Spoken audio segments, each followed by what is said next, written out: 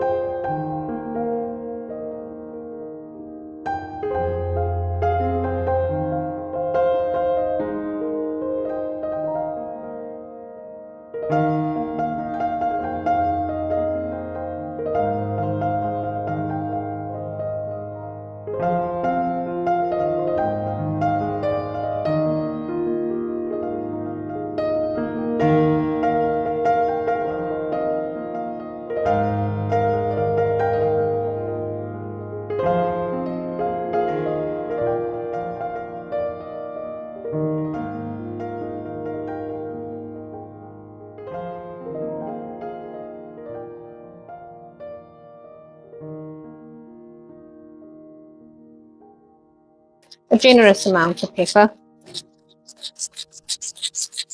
You are going to season your sauce, so you can always add more pepper then. Also, generous amount of salt. Your fresh herbs, basil and parsley. And then finally, 2 eggs.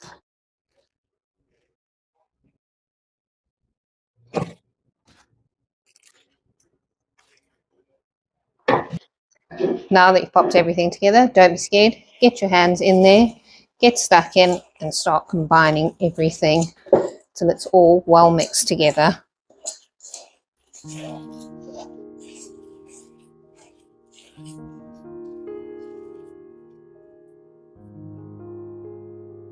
You'll also get a great sensation of smell from the basil and the parsley. That's what makes these meatballs amazing.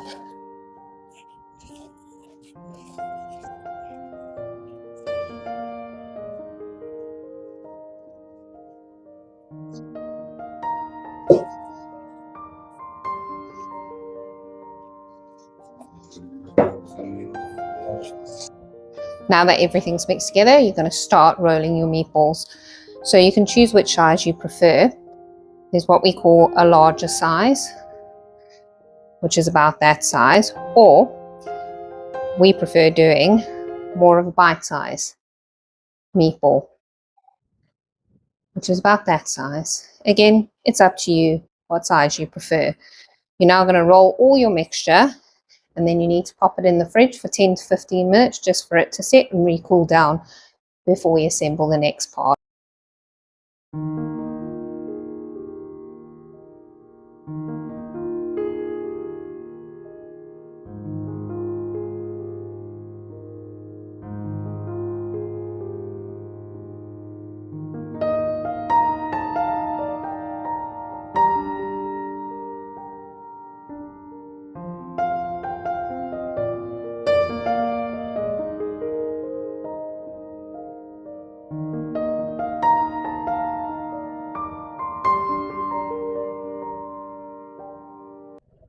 We're working on gas today at home.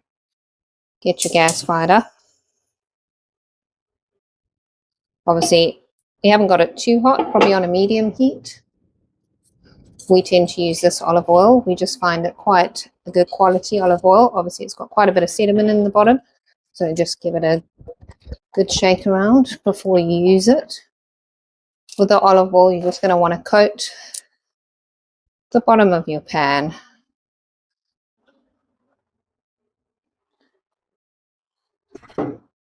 So that's about how much I've got in mine. Let's give it a little swirl around. You're going to now saute your onions. You want to keep them quite translucent at first, and then obviously you're going to brown them up a bit later. The reason we've obviously left everything quite chunky is we are going to blend our sauce once it's all cooked, so it doesn't really matter on chopping it too finely. So just give that a little stir around, wait for the heat to come up.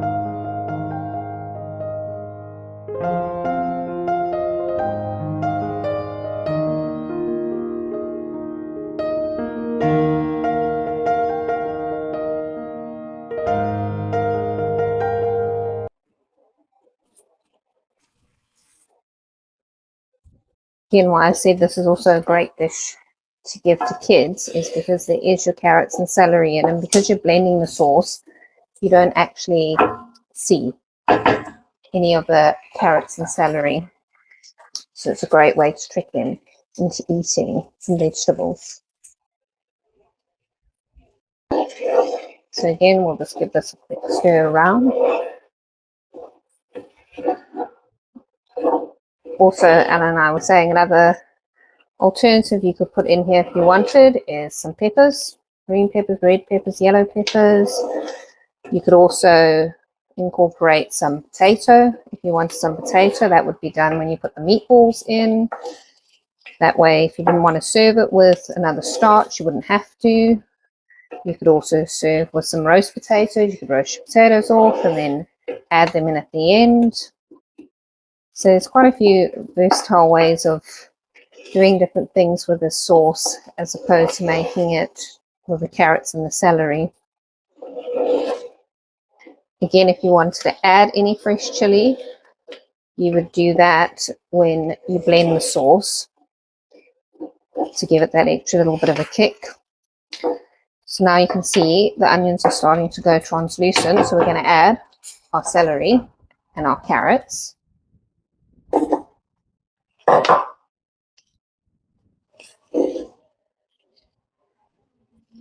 Again, like I said, we didn't finely chop everything, but we did chop it fairly small just so that it cooks a little bit quicker. Like I said, we're tired after a hard day's work, and we like to cook everything fresh at home. We also want the convenience of things being made quickly, but still wholesome. So just give that a little stir around, incorporate it all together, and let it saute off. You're going to sweat all your onion, celery, and carrots out, so we're going to pop our lid on. We've turned down the heat slightly, and we're just going to leave that now to sweat away. So now we're just going to check on our stuff that is sweating away nicely. Just give it a little mix again, just to ensure it evenly cooks. Make sure it's nicely spread out as well across the bottom of the pot. Pop your lid back on, and we'll check on it in a moment. Right, as you can see, all our items are sweating down nicely, so now we want to get a bit of colour onto it. So we're going to take the lid off, give it a stir, and leave it now to go a light golden brown.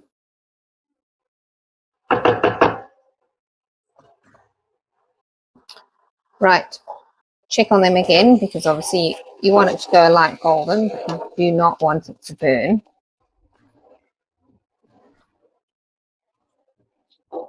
It's nothing worse than a burnt tasting onion. Give it a good stir around. As you can see, some of it is starting to go a little bit golden. And we're almost ready for the next step. Alright, so let's check on it again. It started to turn a light golden colour. So now we're going to deglaze with our red wine. We've gone just for a general one at the supermarket, very inexpensive. Also, if you don't want to use this, you can use the Knorr red wine stock pots. They don't contain any alcohol, or you could use an alcohol-free red wine if you didn't want any alcohol in it. We're going to use the whole miniature bottle.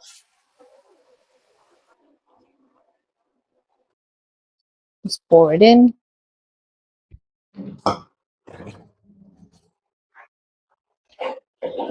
Give it a little bit of a stir, just to pour off anything that may be on the bottom of the pan.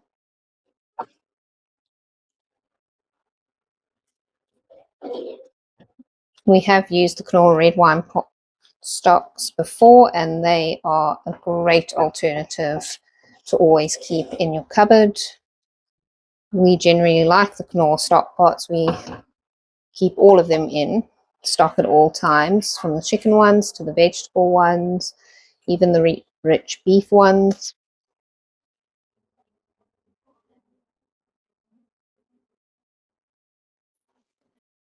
As you can see, it's got a light little bubble on it.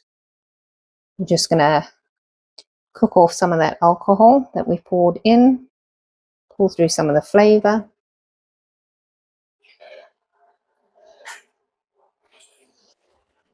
Like I said, we use quite a lot of the Knorr stock pots because we find they have a really good flavour. We also had an interesting find at the Waitrose in Newton Mearns. We found a mushroom one. We struggled to find it anywhere else, but that one is a great stock pot to use. It really has a strong mushroom flavour. So any sort of mushroom sauce you're making, it just adds that extra element to it.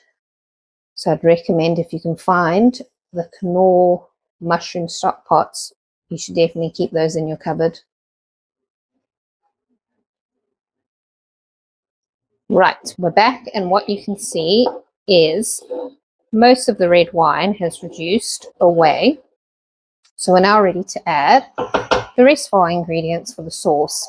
What I would recommend as well, we're going to add some water. So pre-boil your kettle just before you get to this stage. We're just using Tesco's tin tomatoes. You can use any brand of tomatoes. Again, we're going to blitz it, so they can be peeled whole tomatoes, they can be chopped tomatoes, it really doesn't matter. So throw your 2 tins of tomatoes in.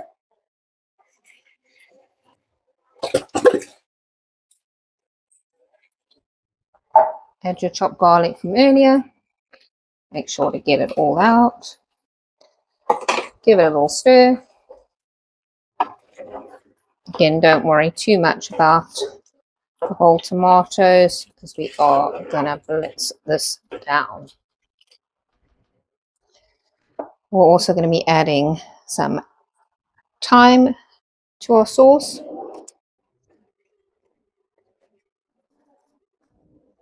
We're going for 2 teaspoons of thyme.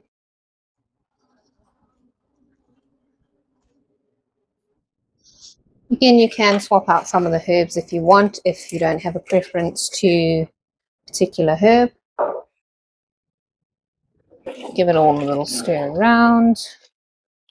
For the heat, we've got it on a relatively low heat. As I say, we just wanted a slow reduction on the wine when we added it, and now we also just want this to lightly boil, not aggressively boil. We're going to add our water now. It's about 2 cups of water. So we pre-boil ours in the kettle just so that it doesn't cool the sauce down by adding cold water.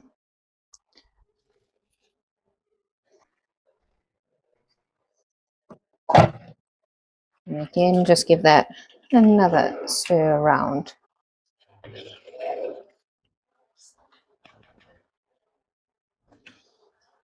So once you've added your water, you're going to add your stock. Like I said, we use stock pots. You might be wondering why we're using chicken stock pots. It's just a flavor we prefer.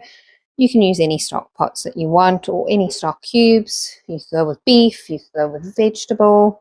And so we've just made this meal quite a few times, and we've decided that the chicken flavor is something that we quite like in it.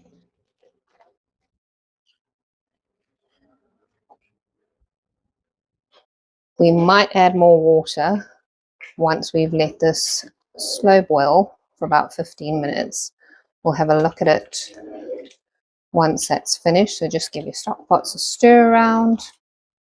Another reason we also use the stock pots is that we find sometimes with the stock cubes, if you want to dissolve them quickly, they don't always dissolve evenly into a lot of the dishes that we make, and that's why we just prefer the stock pots. At this stage, you're also going to add some pepper. You'll see we're not going to add any salt. The reason is obviously we've just added the crock pot, plus we've seasoned the meatballs as well. So we're going to taste it once we've blended the sauce and see if we would like any more salt in our sauce. Also, again, with the pepper, it's up to you how much pepper you would like in it. We quite like black pepper, so you'll see we add quite a generous amount of it. Give that all a good stir about. Make sure it's on a relatively low heat. You're going to pop the lid on about 15 to 20 minutes, just let all the flavors incorporate before we blitz our sauce.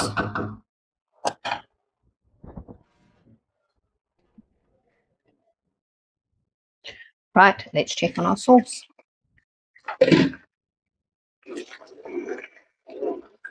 So that has all infused nicely. Now the last step for the sauce we're going to do is add some more of our fresh basil that we had for our meatballs, and then we're going to blend our sauce. Obviously at this point, just turn your stove off. We just have a normal sort of household hand blender. Just be careful because obviously it's extremely hot.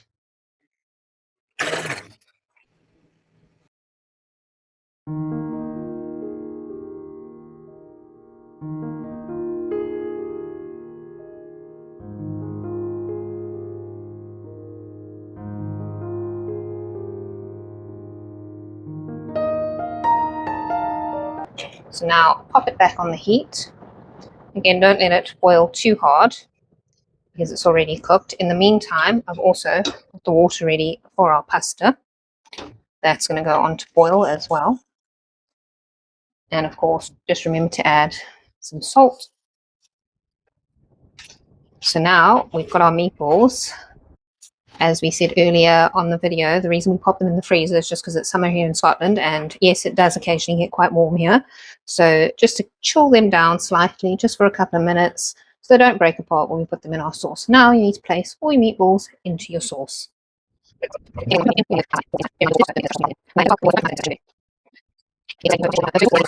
What we are going to do, because we have quite a large amount of meatballs, we're going to add a touch more water. Again, boiling water, just so that all the meatballs get covered nicely in our sauce. Then we're going to be popping the lid back on and letting them simmer until cooked.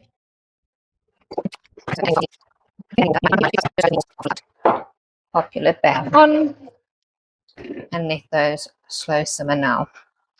Don't worry about losing too much of the flavour by adding a bit of water. We have added 2 stock pots, so the flavour will be nice and intense along with all the garlic, the basil that we've put in, and the tin tomato. So we're just going to check on our meatballs. This stage you want to give it a light stir, but be very delicate because you don't want your meatballs to break up. Just to incorporate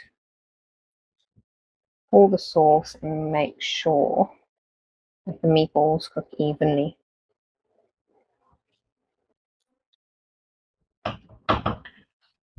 Pop the lid back on and just let it simmer away. Right, we're going to now check on our sauce again.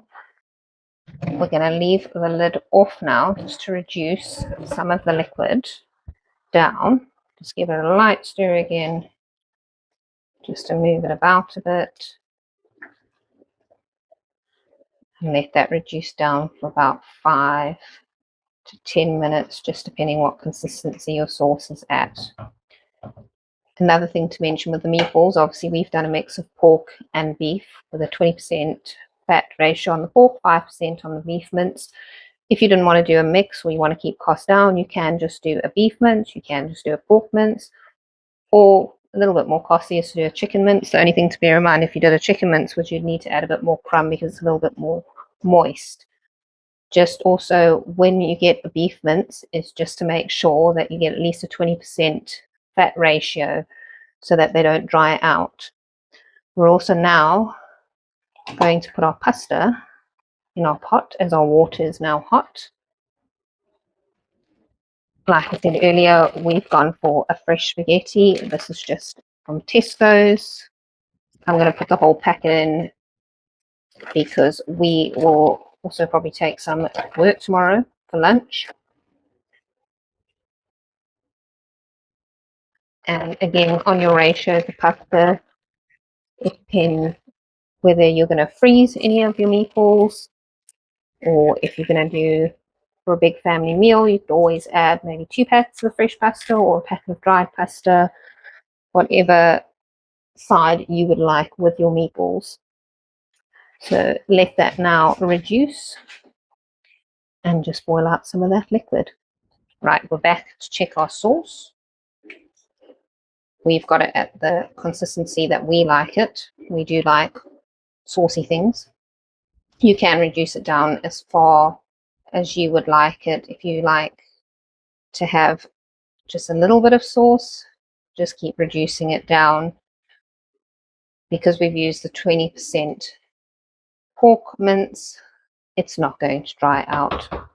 Our pasta is also done now, so we're going to strain that, taste our sauce, and finish off our meal. So we've strained our pasta. A little top tip, just to avoid your pasta from sticking together.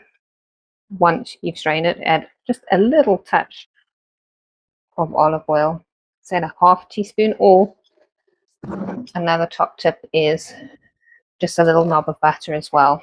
Give it a little stir. Your pasta won't stick together. Now comes the fun part. We're going to try our sauce, see if it needs any finishing touches, a little bit more salt or a little bit more pepper.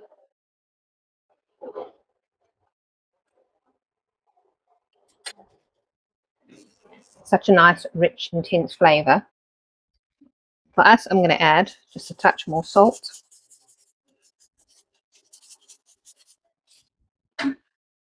And a touch more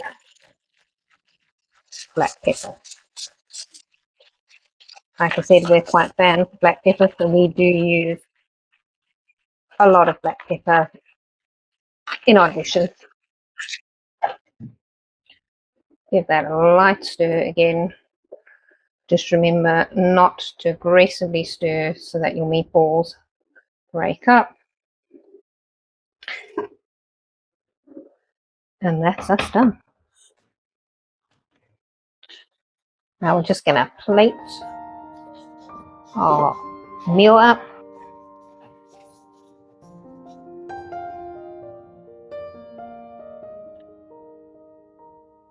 A nice spoonful of pasta. A nice couple of spoonfuls of the meatballs and sauce. Of course, we always have a nice generous sprinkle of the good old Parmigiano cheese. We always opt for a fresh Parmigiano. Finished again with just a crack black pepper, and we are going to be serving ours with this lovely tiger loaf.